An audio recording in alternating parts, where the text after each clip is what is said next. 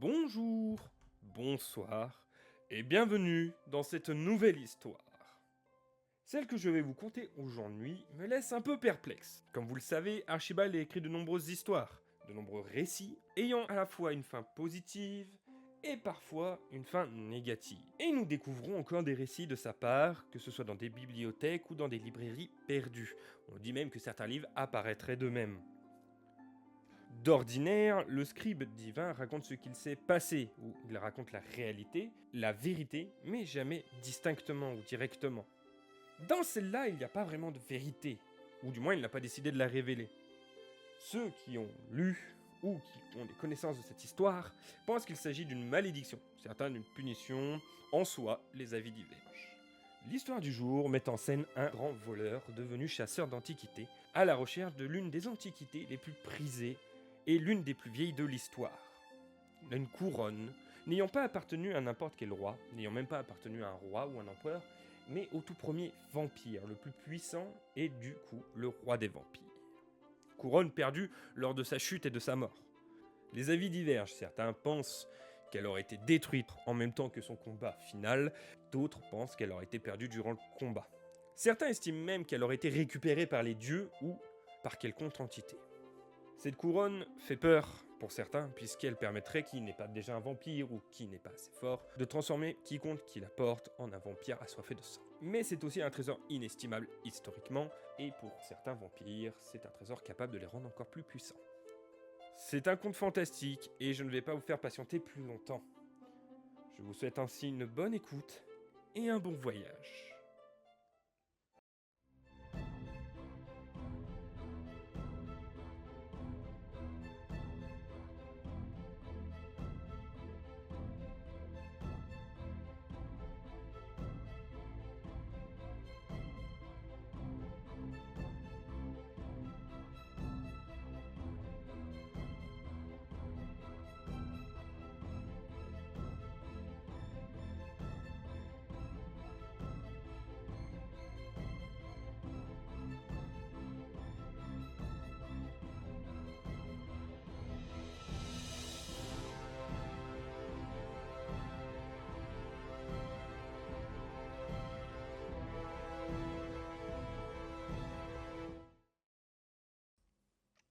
Il existait un homme du nom d'Analor. Il était connu dans tous les pays des trois continents pour ses faits d'armes.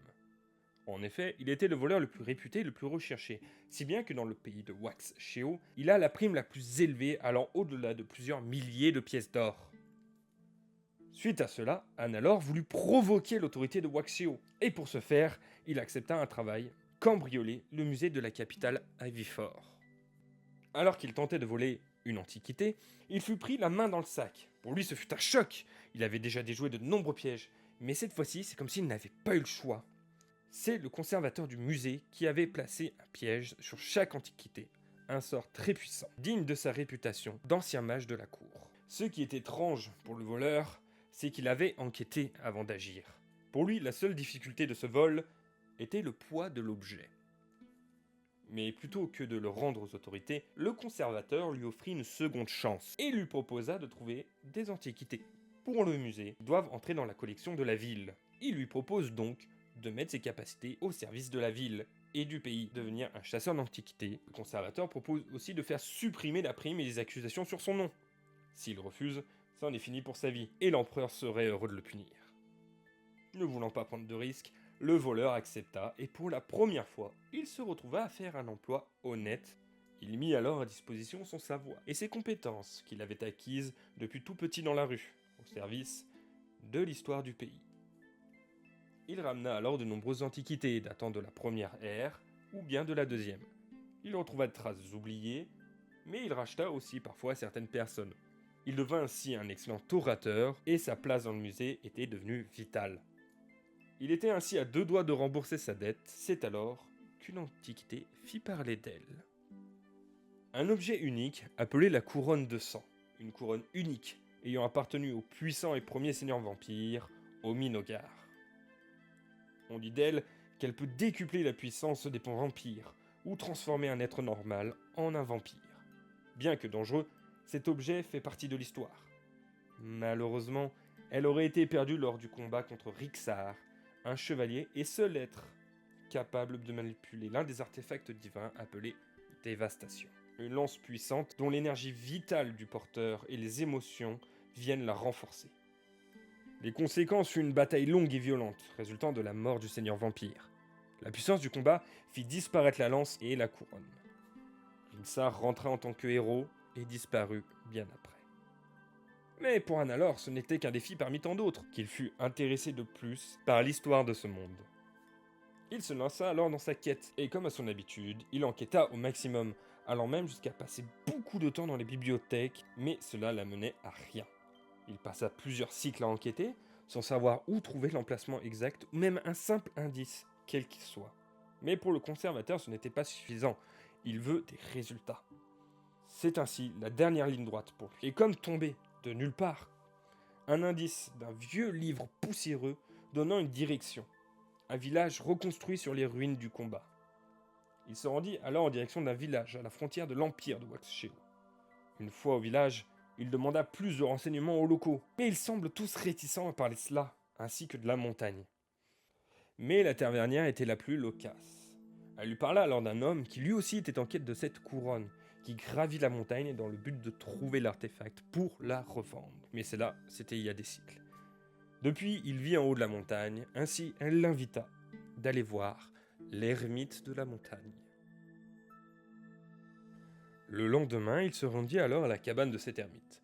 Il commença ainsi à gravir la montagne. La première heure se passa merveilleusement bien. La route était dégagée et les pavés étaient entretenus. Mais il suivit les conseils de la tavernière et tenait son bâton avec ferveur. Car après un petit moment, la route se dégradait, le climat empira. La neige et le vent se leva, bloquant sa vue et l'isolant totalement du reste du monde, seul avec la nature. Il manqua à plusieurs reprises de se faire mal. En effet, la neige lui arrivant jusqu'aux genoux. Il pouvait ainsi difficilement voir là où il mettait les pieds.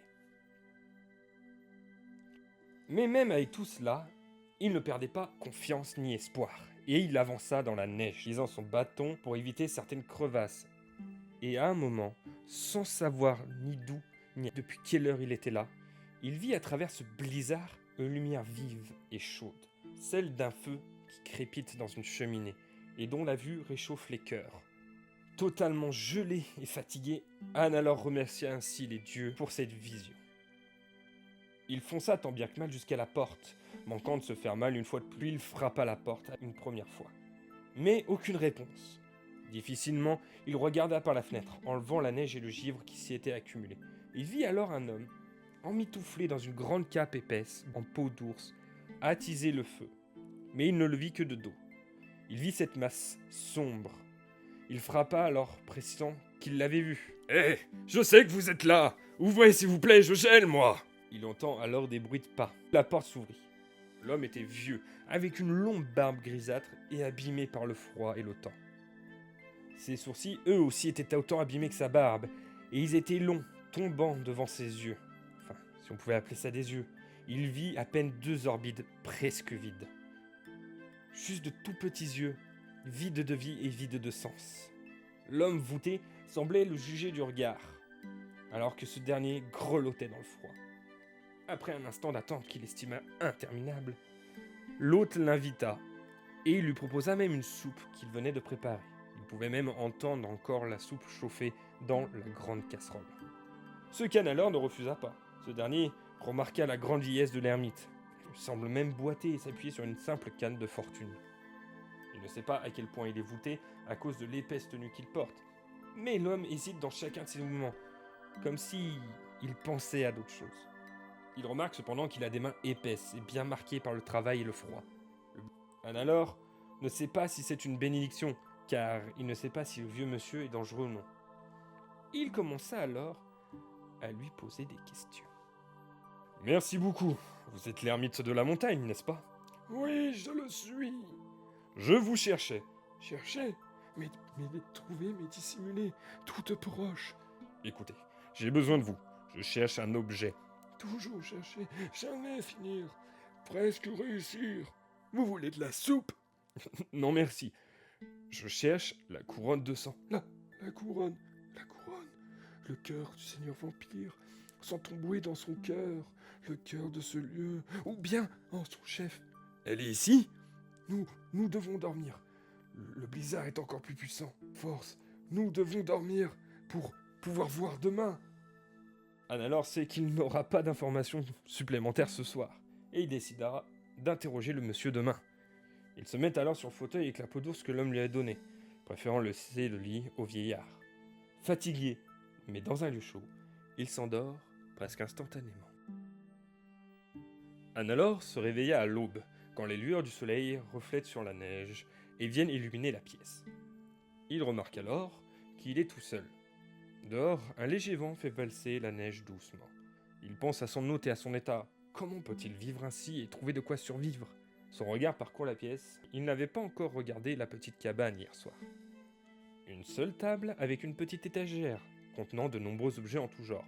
Livres, papiers, plantes ou pots avec de l'herbe sèche. Seul lui et une marmite de soupe chaude sont présents. Il décide alors de consulter les recherches du vieillard, qui traînait sur la table.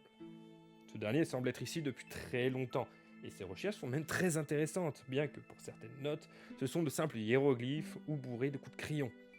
Mais grâce au livre et son exploration de la montagne, le vieillard semble être certain qu'il existe une entrée secrète amenant à un sanctuaire où reposerait la couronne.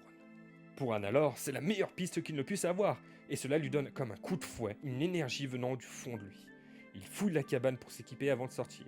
Il tombe alors sur un morceau de bois et une cape en peau épaisse avec une note « Pour résister au froid ». Il remercie avec sourire l'ermite, puis recopie quelques notes sur des papiers à lui et part à la recherche de la couronne tant qu'il en a la force. Une fois dehors, l'air est frais et agréable, comme une douce caresse. Il voit les 13 vieillards qui semblent se diriger vers la petite forêt sur ce plateau. Lui reprend les quelques notes qu'il a pu lire et trace sa route vers le sommet de la montagne, cherchant déjà une première route dans ce blanc immense. Il ne veut pas reprendre les notes de l'ermite, car il ne sait pas quand est-ce qu'elles commencent, quand est-ce qu'elles finissent. De plus, il veut comprendre comment les traces ont pu l'amener à ça. Il va ainsi chercher les fresques et les traces dans certaines grottes retraçant l'histoire du conflit. Mais étrangement, il n'avait pu faire qu'une grotte, que la fin et la nuit arrivaient déjà. Très rapidement, reprenant ses traces avant l'arrivée d'une sans doute nouvelle tempête, il rentre de justesse, fermant la porte sur ce blizzard qui se lève. Le vieillard était là, agitant sa soupe en marmonnant un chant étrange. Annalore essaya alors de s'entretenir avec lui, mais l'individu semble comme plongé dans une transe. Il sort cependant de cet état lointain pour servir à manger. En regardant bien autour de lui, le chasseur d'antiquités remarque des lapins morts, prêts à être mangés. Et comme fatigué de sa journée, il s'endort aussitôt que la veille. À l'aube du jour suivant, il se réveille encore seul dans la cabane, mais ce qui attira son attention, c'est l'absence de son hôte alors que dehors, la tempête sévit. Il ne peut cacher son inquiétude, mais une note à peine lisible sur la table dit ceci. « Pas d'inquiétude, je suis retour dans pas longtemps. » Et elle disait vrai, le vieillard revint semblable à un yéti, et son réflexe fut de se mettre face à la cheminée. Une fois réchauffé, alors que lui grelotte malgré la tenue épaisse, Annalore essaya de lui poser plus de questions sur ses recherches. Mais à peine il évoqua la couronne que l'ermite fut pris d'une crise étrange et saisit sa canne et fila dehors. Au vu de la tempête, il voulut arrêter l'homme, mais trop tard. Il décida alors de le suivre en s'équipant comme il peut. Plus tôt dans la journée, l'homme lui avait donné une lanterne. Il l'alluma et sortit. La neige avait déjà recouvert les traces du vieillard, et pensant suivre la personne, il se perd. Après un temps qu'il semble interminable, où le froid lui gèle le visage jusqu'à ressentir sur sa joue et à travers sa barbe des brûlures. Le poids de la neige et le froid l'écrasent. Impossible d'avancer comme avant. Mais après un intense combat intérieur et contre la nature, il arriva à la cabane. Il aura attendu jusqu'à se faire rattraper par la fatigue. Aussi, l'air de la montagne et son expédition rendant sa journée difficile, l'ermite ne revint pas. Son réveil fut la chose la plus douce qu'il ait connue, comme si la déesse Hostilis était là et lui caressait la joue. Il était bien, mais cette excellente sensation le réveilla, et l'aube se leva aussitôt. Il était encore une fois seul, pas une trace de l'individu. Tout avait été laissé comme la veille. Juste la soupe était encore chaude, malgré les flammes presque disparues. Il coupa sa journée en plusieurs tâches, qui deviendront bientôt son quotidien. Au réveil, prendre de quoi se donner de l'énergie. Aller chercher du bois, entretenir la soupe, et essayer de chercher des indices. Mais depuis 2 jours, il était tout seul. Son corps n'arrivait toujours pas à s'habituer aux conditions presque extrêmes de la montagne. Mais à chaque fois qu'il baisse les bras, les dieux semblent lui redonner un espoir avec un nouvel indice. Mais fouiller la montagne, les grottes et marcher dans la neige comme ça épuise. Comme si depuis son arrivée, la pression ou la gravité ne faisait que croître. Sa fatigue, elle aussi, ne faisait que croître. Si bien qu'il ne se reconnaissait presque plus. Sa barbe avait poussé, ses cheveux étaient abîmés par le gel. L'épuisement, bien que de nuit longue, creuse son visage. Il sent son corps devenir rigide comme le froid. Mais alors qu'il décrypte une des notes, quelque chose se révéla devant lui. La couronne serait bien dans la montagne, à presque 2 kilomètres plus haut. Ni une ni deux, faisant fi de la tempête, il fonça. Il sait où c'est. Il avance tant bien que mal. La neige est épaisse et alourdit ses épaules. Il avance, agitant son bâton pour ne pas tomber dans une crevasse. Et enfin, il atteint la dite grotte servant d'entrée. D'après les notes, des glyphes doivent apparaître, mais il ne trouve rien. Il faut donc plus de lumière et décide de retourner à la cabane. Hélas, la neige avait déjà recouvert ses traces, et il devait redescendre à l'instant. Fatigué, trop pressé sans doute, il avance dans l'inconnu sans réfléchir. Le froid dévorant, ses muscles ne tenaient plus. C'est ainsi qu'il tomba à genoux, en s'appuyant sur son bateau, presque inconscient. Mais il vit une lueur, celle de la cabane, qu'il pensait encore loin, voire perdu à jamais. Cela lui donna assez d'énergie pour se redresser. Mais sous le poids de la neige et de l'épuisement, il sent une vive douleur dans sa jambe droite, le faisant s'appuyer de plus en plus sur sa canne improvisée. Et enfin, il rentra chez lui. Pendant plusieurs jours, même sans tempête, il va limiter ses déplacements, bien trop fatigué et des douleurs de partout. Mais il estime que ses recherches avancent bien. Il y croit au point d'oublier tout l'univers autour de lui. Il est obsédé par la couronne, oubliant pourquoi il la veut et qui il est. Il veut la trouver, cette couronne. Et quand il va au-delà de ses douleurs, il arrive enfin à voir l'entrée. Mais l'énigme qui garde l'empêche de continuer. Il n'arrive pas à réfléchir. 2 jours plus tôt, il avait même cru entendre son prénom et failli finir dans un ravin. Le climat, encore une fois, lui apprend qu'ici, il n'est pas le maître. Alors que le vent gagne de l'ampleur, il fait face au feu, perdu dans ses pensées, si bien qu'il pense entendre un son. Mais il sait que son esprit désormais est contre lui, donc il ne prête plus attention à rien. Après tout, des bruits résonnent tout le temps en montagne. Mais une fois résonnent avec un coup distinct sur le cœur. Je sais que vous êtes là. Ouvrez s'il vous plaît, je gêne moi.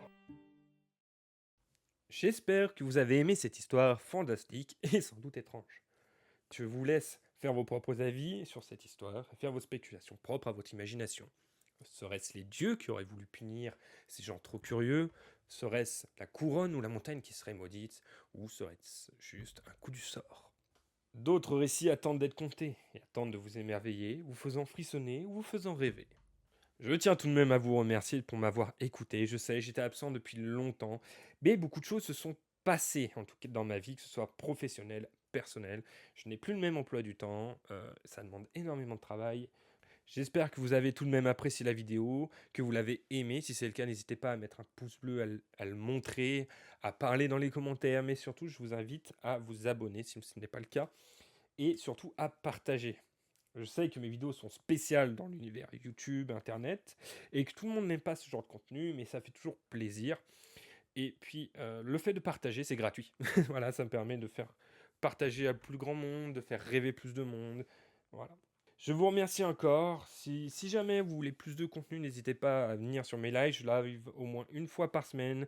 La plupart du temps, le mercredi à 21h, puis on coupe à peu près vers 23h30 minuit. Et j'ai aussi la deuxième chaîne des Caribous avec mon collègue Caribou. Pareil, il faut que je produise du contenu, mais faire du montage, ça dure longtemps. Encore merci, je vous souhaite en tout cas une bonne continuation. Je vous dis à très bientôt et surtout, n'oubliez pas, continuez de rêver. C'était votre serviteur, le Rangifer Rhapsode, le conteur d'Oisfrep.